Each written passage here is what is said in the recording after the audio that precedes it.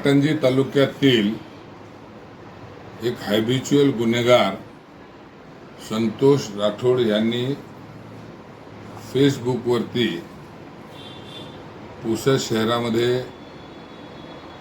जिमच्या माध्यमातून sex racket चालतो अशा पद्धतीची एक पोस्ट टाकली। त्यामध्ये माझ्या नावाचा सुद्धा उल्लेख केलेला होता। पोस्ट वाचल्याबरोबर त्वरित मी पोलिसांना त्याबद्दलची इन्फॉर्मेशन दिली, तक्रार केली। माझ्या तक्रारीवरती पोलिसांनी सक्रियतेने कार्य करून त्याला अटक करून आणले, विचारपूस केली आणि ती पूर्ण प्रकरण त्याने छडा लावला आणि तो पूर्ण प्रकरण खोट्या माहितीच्या आधारे मी पोस्ट टाकली अशा पद्धतीची गवाही स्वतः संतोष राठोड यांनी दिलेली आहे। आणि बदनामी शहराची, प्रशासनाची आणि म्हणजे ज्याची त्याची बदनामी झाली त्या सर्वांपासून मी माफी मागतो अशा पद्धती त्यांनी केलेली आहे।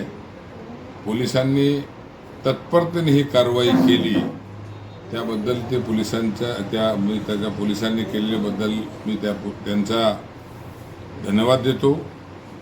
त्याच प्रकारे फेसबुकवरती सतत प्रकारे तो पोस्ट टाकत होता, तरीही पुसदच्या पत्रकारांनी त्याची विशेष दखल न घेता पुसदची सामाजिक शांतता खराब होईल अशा पद्धतीच्या कुठल्याही प्रकारचा पोस्ट किंवा बातम्या किंवा यूट्यूबवरती अशा काहीतरी खोडसाळ प्रकारच्या लोकांना प्रोत्साहित मिळेल अशा प्रकारची कोणी बातमी न दिल्याबद्दल पत्रकारांचे सुद्धा मी धन्यवाद देतो। आणि खऱ्या अर्थानं काही पत्रकारांनी कुठल्याही प्रकारची किंवा बाहेर गावचे काही लोकांनी पोस्ट केलेली असेल तर त्याबद्दल आपण समजू शकतो, परंतु प्रॉपर पुसदमध्ये स्वतःला खूप हुशार, सक्रिय आणि हाडाचे पत्रकार सांगणाऱ्या काही लोकांनी त्याबद्दल जे प्रक्षोभक बातम्या वगैरे दिलेल्या आहेत त्यांच्यावर सुद्धा मी तक्रार करणार आहे। त्यांच्यावर सुद्धा पोलिसांनी कारवाई केली पाहिजे अशी माझी मागणी आहे। त्याच प्रकारे झालेली कारवाई समाधानकारक असली तरीही खऱ्या अर्थानं संतोष राठोड यांनी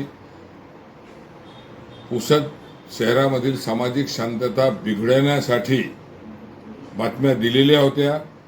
आपल्या एक पोस्टच्या नंतर त्याने पुढे कुठल्याही प्रकारचे त्याच्याकडे पुरावे वगैरे नसताना सुद्धा त्याने खूप काही त्याच्यावर लिखाण केलेलं आहे। तर त्याने निश्चितपणाने गावाची शांतता बिघडवण्याचं काम केलं आहे, दंगल व्हावी अशा पद्धतीची त्याचे प्रयत्न झालेले आहे। आणि त्याच्या पोस्ट वाचून खऱ्या अर्थानं तशी परिस्थिती निर्माण झालेली होती, परंतु सर्व लोकांनी त्याच्यामध्ये संयमाने वागले, संयमाने काम केलं। परंतु संतोष राठोडला फक्त प्रतिबंधक कारवाई करून सोडणे बरोबर होणार नाही। त्यानं सामाजिक शांतता बिघडवलेली होती, बिघडवण्याचे जे प्रयत्न केले होते, दंगल घडविण्याचा त्याचा प्रयत्न होता, म्हणून त्याच्यावर तो हॅबिच्युअल गुन्हेगार आहे, तो त्याच्यावर कडक कारवाई झाली पाहिजे अशी मी या ठिकाणी आपल्या माध्यमातून मागणी करतो। आणि पुन्हा पत्रकारांचे, पोलिसांचे आभार मानतो।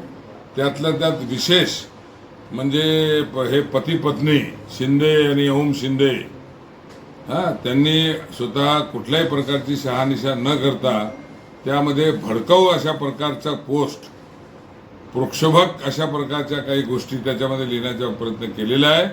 आणि फेसबुकवरती जर त्यांना असं वाटत होतं चौकशी होत नाही किंवा चौकशी झालेली नाही किंवा आरोपीला कोणीतरी वाचवतो आहे प्रशासन, अशा पद्धतीने 2-3 लोकांनी जाऊन निवेदन देऊन सुद्धा काहीतरी कारवाई झाली असती। निवेदन देणे बी जरुरीचे होते बी नव्हते बी, स्वतः जाऊन सुद्धा बोलू शकले असते, कारवाई झाल्या पाहिजे। पोलिसांकडून माहिती घ्यायला पाहिजे काय प्रकरण आहे। मी स्वतः या ठिकाणी होते, माझं नाव त्याच्यात आलं होतं, तेव्हा माझ्याशी सुद्धा माहिती घ्यायची पाहिजे काय आहे काय नाही। हे सर्व काही नाही करता त्यांनी सुद्धा ज्या पद्धतीची या प्रकरणामध्ये सहभागी झाले, प्रक्षोभक प्रकारच्या अशा लोकांना भडकवण्याचा जे त्यांच्या प्रयत्न, त्यांच्या ते लिखाणामधून त्याच्यावर असं समोर येत होतं की ते भडकवण्याचा प्रयत्न करीत आहेत, तर निश्चितपणे त्यांच्यावर सुद्धा कारवाई झाली पाहिजे. मी त्यांच्या विरुद्ध रिपोर्ट देणारच आहे. आणि पोलिसांनी असे सर्व ते पूर्ण पोस्ट जे फेसबुकवरचे कमेंट्स वगैरे त्याचे अभ्यास करून जे लोक स्थानिक बाहेरच्या लोकांच्या बद्दल मी जास्त सांगू शकणार नाही की बाहेरच्या लोकांना काही माहिती असेल नसेल बी, परंतु इथले जे स्थानिक लोकांनी जे प्रक्षोभक त्याच्यामध्ये ते लिखाण केलं असेल, कमेंट केलं असेल, त्यांच्यावर सुद्धा कारवाई झाली पाहिजे. आणि विशेष संतोष राठोडवर फक्त प्रतिबंधक कारवाई करून चालणार नाही, तर त्याच्यावर कडक कारवाई झाली पाहिजे अशी माझी मागणी आहे. धन्यवाद.